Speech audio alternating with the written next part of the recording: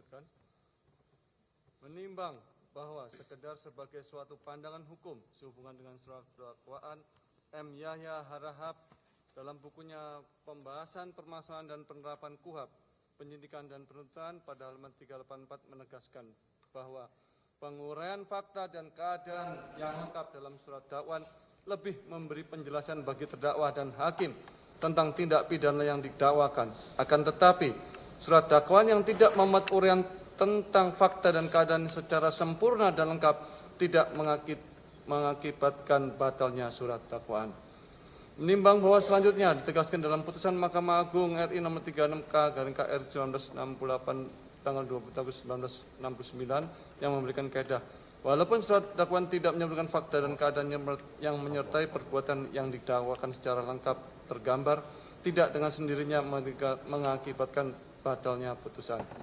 Menimbang, kemudian M. Yahya Harahap SH menegaskan lebih lanjut dalam bukunya tersebut, halaman 161 dan 162, yang berpendapat bahwa sebenarnya pasal 143 ayat 2 huruf B KUHP tidak menyebut dengan tegas keharusan surat dakwaan menguraikan secara cermat, jelas, dan lengkap cara tindak pidana dilakukan. Dan yang diharuskan adalah uraian cermat, jelas, dan lengkap mengenai tindak pidana yang didakwakan, termasuk uraian tentang keadaan yang melekat pada tindak pidana.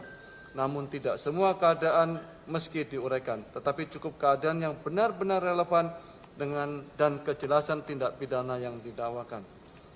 Menimbang bahwa berdasarkan pendapat Dr. Sugana tersebut di atas memperhatikan uraian surat dakwaan penuntut umum dalam perkara ini, majelis hakim menilai bahwa penuntut umum telah menguraikan unsur-unsur tindak pidana yang didakwakan secara cermat, jelas, dan lengkap berdasarkan hal-hal yang relevan dari hasil pemeriksaan penyidikan sehingga menjadi jelas tentang tindak pidana yang didakwakan. Menimbang bahwa merujuk pada prinsip peradilan cepat, sederhana, dan biaya ringan serta asas kepastian hukum, keberatan formil yang tidak diajukan terdakwa dan penasihat hukum tidak cukup beralasan untuk menghentikan proses pemeriksaan perkara ini pada tahap eksepsi. Menimbang bahwa sejalan dengan tujuan hukum acara pidana yang menemukan kebenaran material dan mengadili dengan adil dan benar, maka sebagian keberatan terdakwa dan penasihat hukumnya lebih menyangkut aspek pembuktian lebih tepat dipertimbangkan dalam pemeriksaan pokok perkara. Menimbang bahwa berdasarkan seluruh pertimbangan di atas, majelis hakim berpendapat bahwa keberatan eksepsi yang diajukan oleh terdakwa melalui penasihat hukumnya tidak beralasan menurut hukum. Menimbang bahwa oleh karena keberatan eksepsi terdakwa tidak beralasan menurut hukum, maka pemeriksaan perkara ini harus dilanjutkan dalam pemeriksaan pokok perkara. Menimbang oleh karena putusan ini mengenai keberatan dari penasihat hukum terdakwa dan terdakwa terhadap terdakwa penuntut umum, maka perhitungan mengenai biaya perkara ini ditangguhkan sampai dengan putusan akhir. Mengingat pasal 1656 ayat 1 dan ayat 2 Kitab Undang-Undang Nomor 8 1981 tentang hukum acara pidana atau KUHP mengadili: 1. Menyatakan keberatan dari penasihat hukum terdakwa dan terdakwa Hasto Kristianto tidak dapat diterima. 2. Memerintahkan penuntut umum untuk melanjutkan pemeriksaan perkara nomor 36/PIP/TPK/2025 PN Jakarta Pusat atas nama terdakwa Hasto Kristianto berdasarkan surat dakwaan penuntut umum tersebut di atas.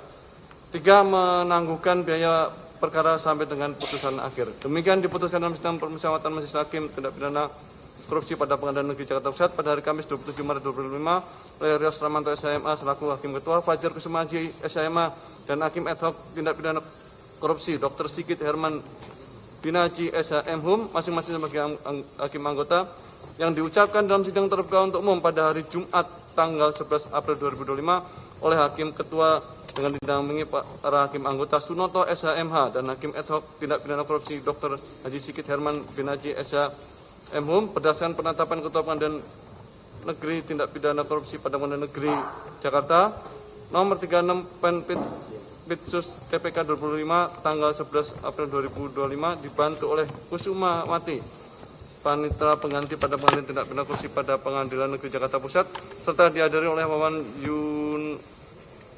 Yunarwanto dan kawan-kawan penuntut umum pada Komisi Pemberantasan Korupsi dan terdakwa didampingi para penasihat hukumnya. Begitu ya putusan yang telah jatuhkan oleh majelis, dan terhadap putusan ini kepada terdakwa dan penasihat hukum dapat mengajukan perlawanan sebagaimana telah ditentukan oleh undang-undang, dan oleh karena putusan penasihat hukum eksepsi atas penasihat hukum terdakwa ditolak, maka sidang dilanjutkan dengan acara berikutnya, yaitu adalah pemeriksaan saksi. Dan untuk itu, setelah majelis bermusyawarah, maka acara berikutnya adalah pemeriksaan saksi diagendakan pada hari Kamis tanggal 17 April 2025. Ya, karena hari Jumat libur.